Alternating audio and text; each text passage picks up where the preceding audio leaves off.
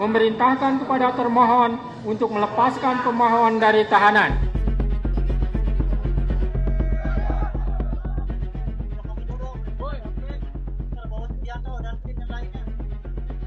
Peggy Setiawan yang sebelumnya ditetapkan sebagai tersangka dalam kasus pembunuhan Vina dan Eki di Cirebon pada 2016 silam akhirnya menghirup udara bebas setelah Hakim Tunggal Eman Sulaiman menetapkan penetapan Peggy sebagai tersangka oleh Polda Jawa Barat tidak sah dalam sidang pra-peradilan.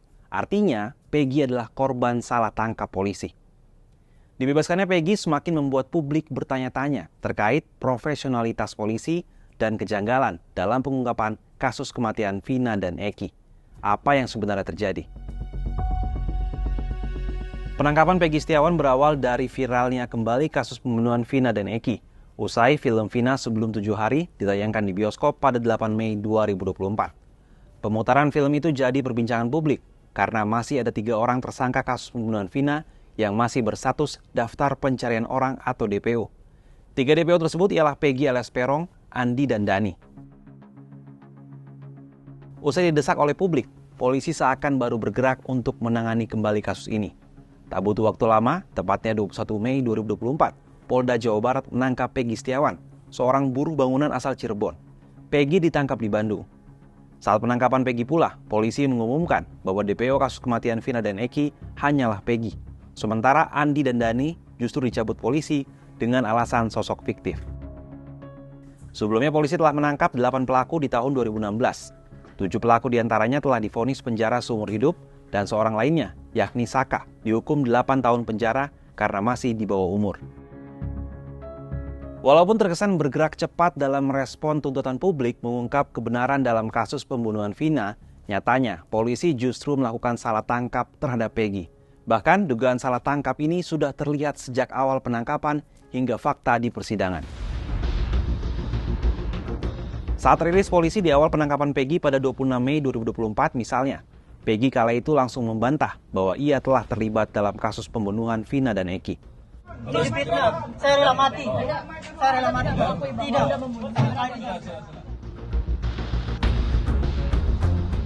Selain itu, kuasa hukum Peggy menilai ciri-ciri fisik dan data pribadi Peggy tak sesuai dengan deskripsi Peggy alias Peron atau DPO pembunuhan Vina dan Eki. Peggy Setiawan memiliki rambut lurus, tidak keriting seperti ciri terduga pelaku yang dirilis polisi. Data tempat tinggal dan usia Peggy Setiawan juga berbeda jauh dengan data Peron yang masuk DPO. Kejanggalan ini pun semakin terlihat saat sidang pra-peradilan. Dalam sidang, kuasa hukum Peggy mengungkap adanya 18 kejanggalan. Di antaranya, Peggy ditangkap tanpa melalui proses pemeriksaan awal dan 2 alat bukti.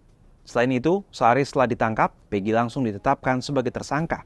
Bahkan, usia Peggy, 27 tahun, berbeda dengan Peggy alias Peron yang diduga telah berusia 30 tahun. Atas dasar inilah dan keterangan saksi-saksi di persidangan, Hakim memutuskan bahwa penangkapan Peggy tidak sah karena tak sesuai prosedur.